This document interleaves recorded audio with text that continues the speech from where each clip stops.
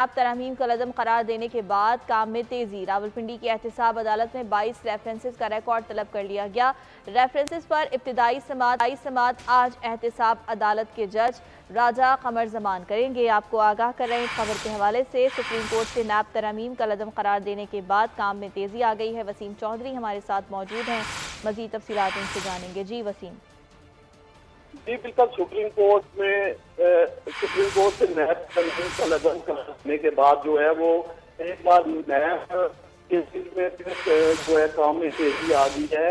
एहतसाब अदालत में 22 रेफरेंस का सवाल जो है वो आज किया गया है, लेकिन अभी तक इसके 22 रेफरेंस पर सुमात जो है वो शुरू नहीं हो सकी है। यहाँ मैं ये भी बताता चलूँ कि रेफरेंस पर इब्तदाई समात जो है वो राजा कमर जमान जो है एहतसाब अदालत के जज ने करनी है। जी ठीक है वसीम, अपडेट करने के लिए शुक्रिया आपका।